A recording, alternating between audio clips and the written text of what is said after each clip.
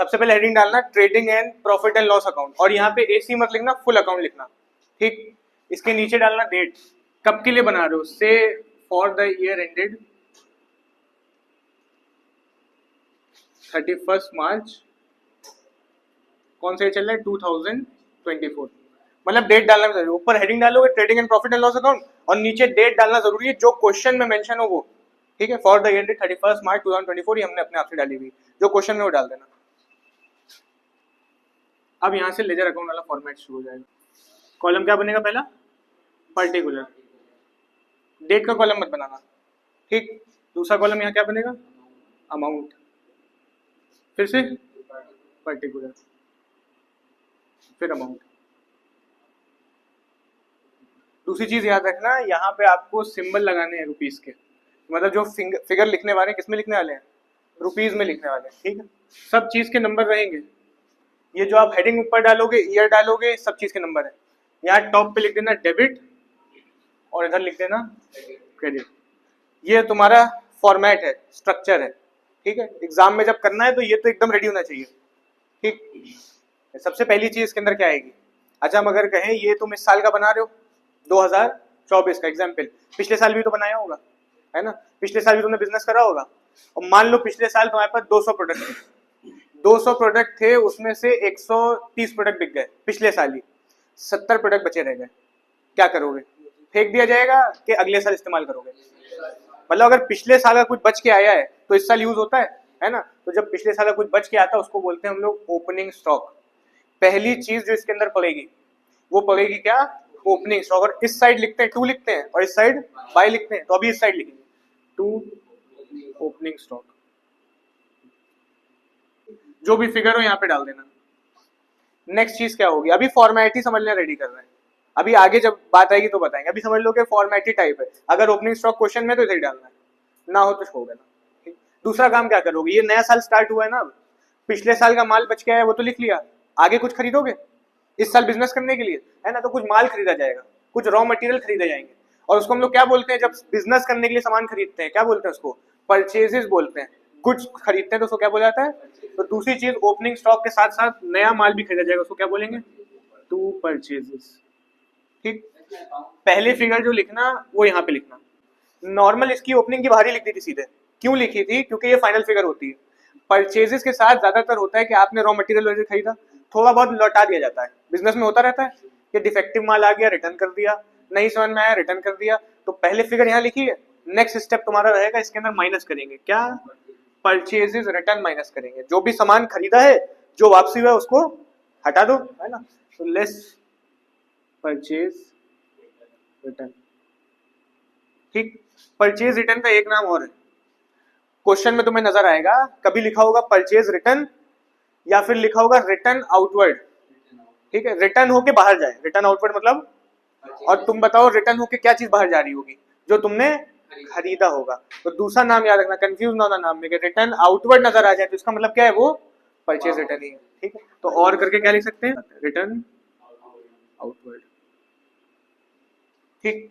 नया माल खरीदा, जो था वो रिटर्न कर दिया, माइनस कर दिया, किसमें से, इसी फिगर से माइनस कर देना, और अब फाइनल फिगर कहाँ लिख देना, किसकी, परचेज की। और इसके बाद इसके अंदर डाले जाएंगे क्या, डायरेक्ट एक्सपेंसेस डाले जाएंगे। और डायरेक्ट एक्सपेंस क्या होते हैं अभी थोड़ी देर में बात कर लेंगे।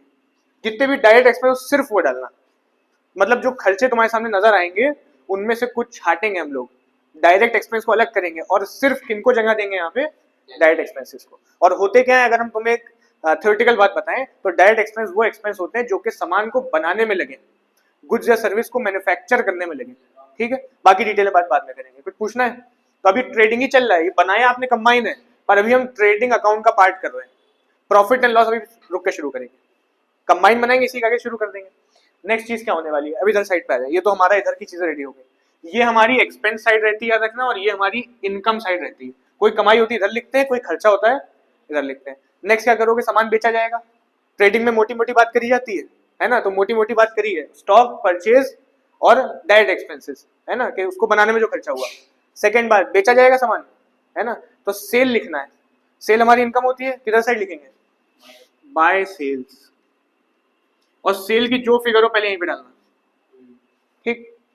कोई भी रिटर्न वगैरह तुमने बेचा, अभी तुमने खरीदा था वापस कर दिया था, तुम बेचो, हो सकता है सामने वाला क्या कर रहा है, वापस करे, इसलिए फिगर पहले अंदर डालना और इसमें से लेस क्या कर देंगे, सेल्स रिटर्न, जो भी फिगर हो लेस कर देना, फिर जो फाइनल फिगर आ जाएगी कहाँ लिख देंगे, बाहर लिख देंगे। मान लो 1 लाख की सेल करी, 10,000 का वापस आ गया, माइनस करके सेल्स रिटर्न का एक और नाम नजर आएगा तुमको, रिटर्न होके आपके पास आए, रिटर्न इनवर्ड, है ना।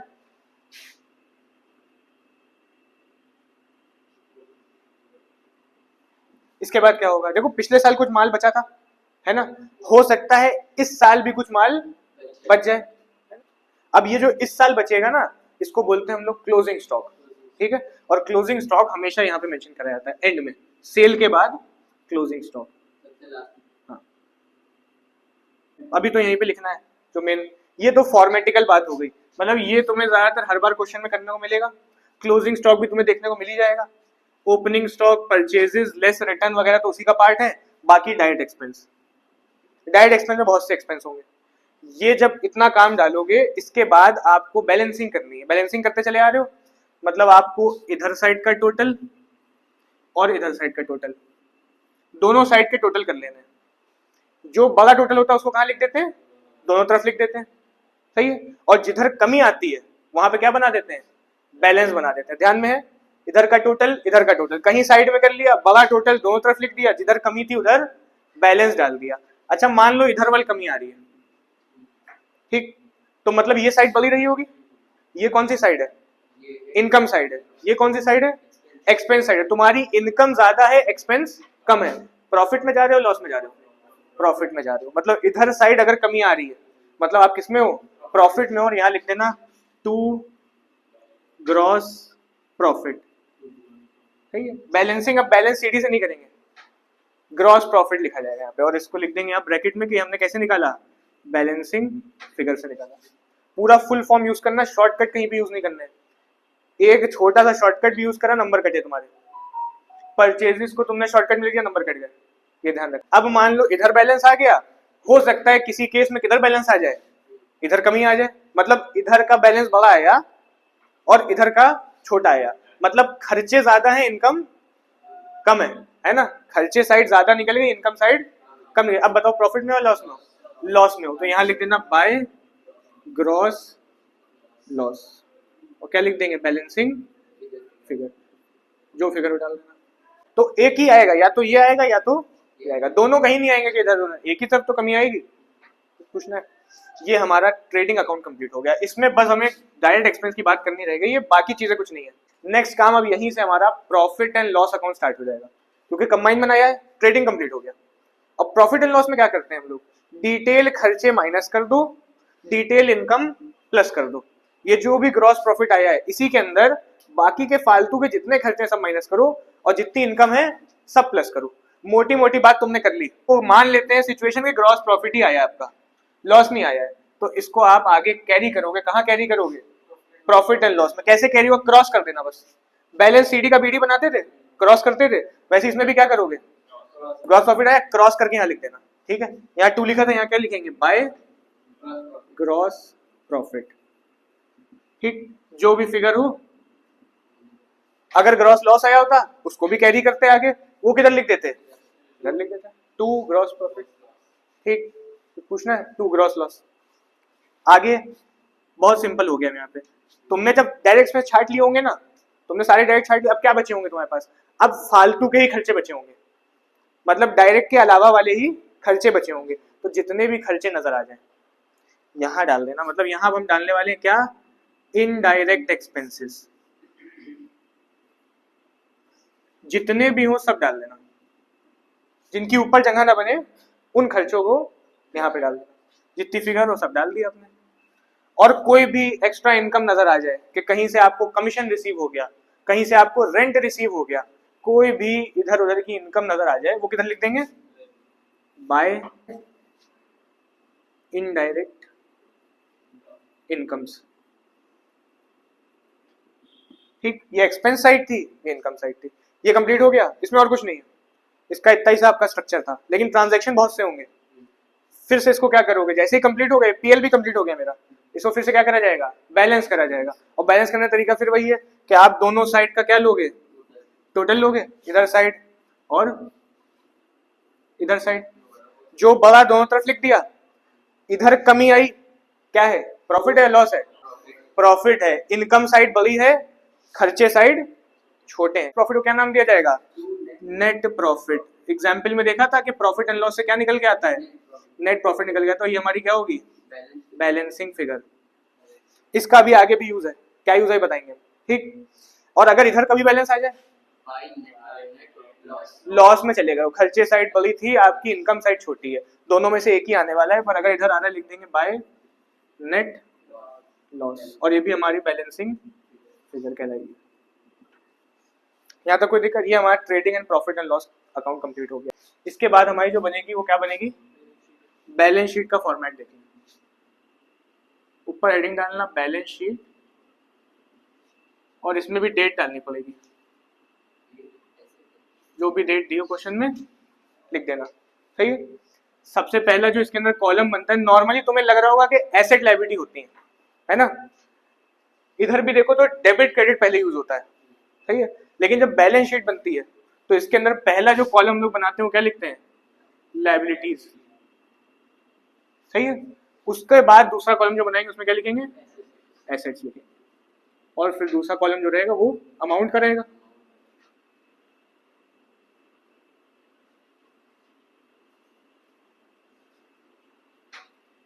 अमाउंट के आगे रुपीज, डेबिट क्रेडिट मत लिखना इसके अंदर, क्योंकि ये कोई अकाउंट नहीं है, ये एक स्टेटमेंट है, ठीक। सारी लायबिलिटीज इधर साइड जगह बनाएंगी और सारी एसेट्स इधर साइड जगह बनाएंगी। और दूसरी बात याद रखना कि जो लायबिलिटीज होती है ना, इनका बैलेंस क्रेडिट होता है, इनका क्रेडिट बैलेंस होता है, और जितनी भी हमारी एसेट होती है इनका बैलेंस डेबिट होता है, याद रखना। तो नॉर्मली डेबिट क्रेडिट इधर लिखते हैं, पर बैलेंस शीट में एक तरह से देखो तो क्रेडिट डेबिट हो गया है। लिखना तुम्हें नहीं है, लिख के ना आना कि लायबिलिटी के ऊपर क्रेडिट लिख दिया, ऐसे बस ध्यान रखना, आगे काम आएगा। क्यों, लायबिलिटीज का बैलेंस क्या होता है, क्रेडिट, एसेट का बैलेंस क्या होता है, डेबिट। लायबिलिटीज में जो पहली चीज आती है, तुम बताओ सबसे पहला बिजनेस शुरू कैसे होता है, कैपिटल डाल के शुरू होता है। लायबिलिटीज में पहली चीज जो बनाओगे वो लिखोगे क्या, कैपिटल, जो ओनर ने पैसे डाले। एसेट तो होती नहीं है, लायबिलिटी होती है, बिजनेस अपने पॉइंट से देखता है, मानता है बाहरी आदमी का पैसा है ना, और उसको एज अ लायबिलिटी ट्रीट करता है। जो भी फिगर हो पहले अंदर लिखना। इसके बाद इसके अंदर मान लो तुमने बिजनेस चलाते चलाते कुछ पैसे निकाल लिए, ओनर ने पैसे डाले हैं, कैपिटल कहलाया, और जब वो पैसे निकालेगा तो कहाँ से निकलेंगे, उसकी कैपिटल से निकलेंगे, है ना। और जब पैसे निकालता है इसको क्या नाम दिया जाता है, ड्रॉइंग्स नाम दिया जाता है। पैसे डालता है कैपिटल, निकालता है तो ड्रॉइंग्स नाम दिया जाता है। तो जो भी ड्रॉइंग्स हो इसी में से,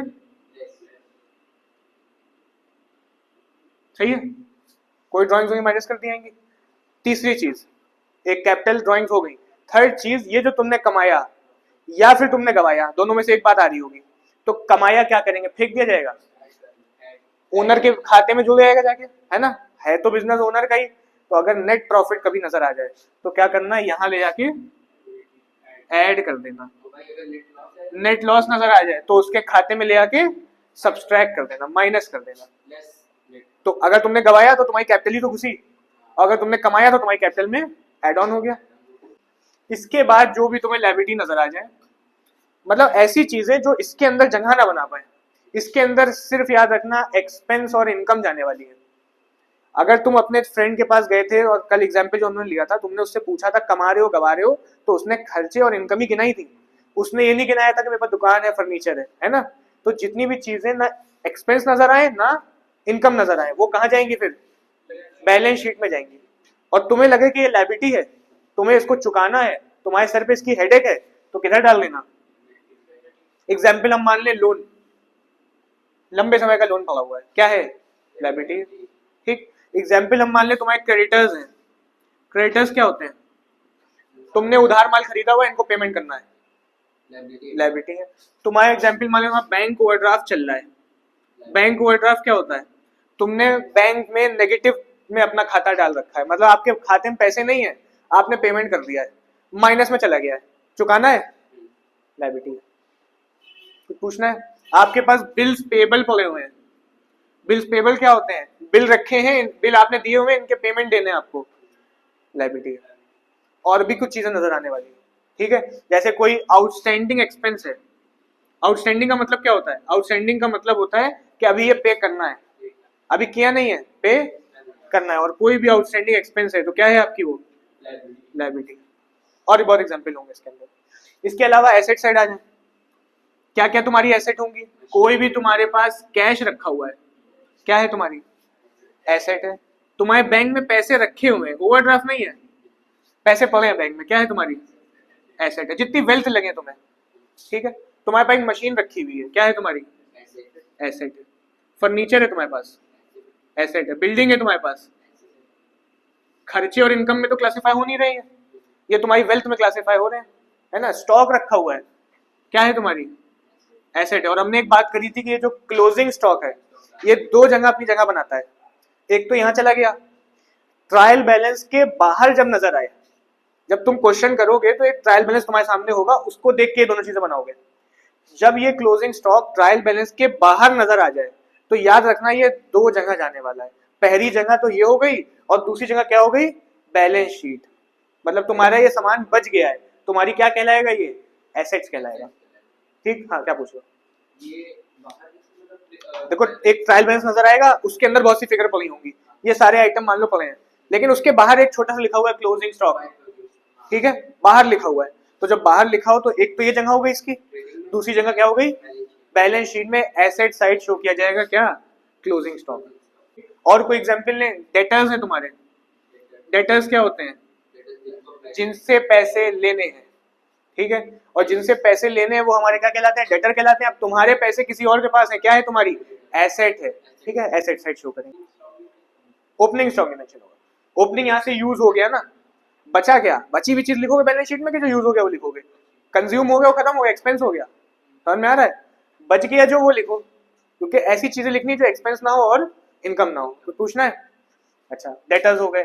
बिल रिसीवेबल तुम्हारे पर रखे हुए हैं, पैसा मिलना है, एसेट है, लायबिलिटी है, एसेट। और भी बहुत सी एसेट नजर आएंगी तुमको। और याद रखना, जब बैलेंस इसका बनाओगे तो बैलेंस आएगा नहीं। अब अगर तुमने क्वेश्चन सही करा है तो तुम्हारा दोनों साइड के बराबर बैलेंस आएंगे, इक्वल आ जाएगा, एसेट साइड लायबिलिटी साइड। लेकिन अगर बराबर ही नहीं आ रहा है तो समझ जाना तुमने क्वेश्चन गलत करा, 100% गलत करा। ये तुम्हारे कंप्लीट हो गए फॉर्मेट।